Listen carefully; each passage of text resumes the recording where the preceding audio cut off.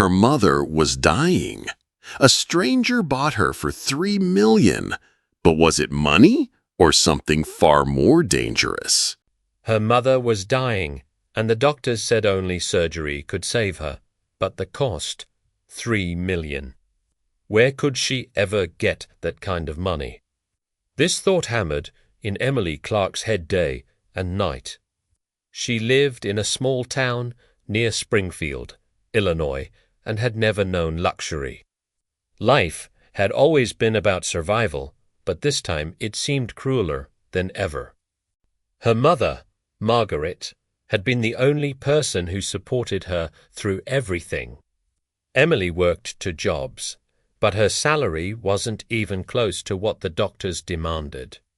When she finally collapsed into despair, her childhood friend, Linda, appeared at her door.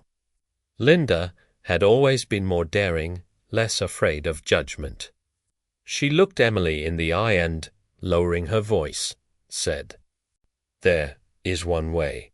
Not the most respectable, but it pays." And fast, Emily froze. "What do you mean? An agency?" "Wealthy men pay a fortune for a girl to accompany them. Sometimes just for a dinner, sometimes for a month, sometimes for an arrangement. Don't look at me like that. Do you want to save your mother or not?" Her heart sank. She wanted to scream, "No," and slam the door, but the thought of her mother lying in the hospital bed silenced her. Later, that night, when the doctors gave her a bill with an ultimatum, she realized she had no choice. Emily called the number Linda gave her. Her voice trembled, her hands shook. The woman from the agency spoke with cold professionalism. "We'll find you a client. Be ready for anything. You'll be paid more than you've ever dreamed of." 2 days later, a black car stopped in front of Emily's house. She was taken to a private villa. The man waiting for her was wealthy and repulsive, but before anything could happen, another man stepped in. Tall, confident, with eyes that seemed to pierce right through her, Christopher Hale. "I'll take her," he said coldly, laying down a check on the table. $3 million. She's mine now. Emily's breath caught. She didn't understand what was happening. Was she just bought? Part to Christopher led her into his world without asking her opinion. He brought her to his mansion in Dallas, Texas. On the way, Emily sat in silence, staring at her hands. Her entire body trembled. "Why did you do that?" she whispered finally. Christopher glanced at her briefly. "You don't need to know yet." When they arrived, Emily was introduced to his mother, Helen Hale. Surprisingly, the woman welcomed her warmly. "So this is your Chris. She's beautiful." Emily nearly choked. She wanted to protest, but Christopher put his arm around her shoulders and pressed gently, forcing her to play along. She realized she had to lie, or everything would collapse. The days passed like a strange dream. Christopher behaved with restraint, sometimes cold, sometimes protective.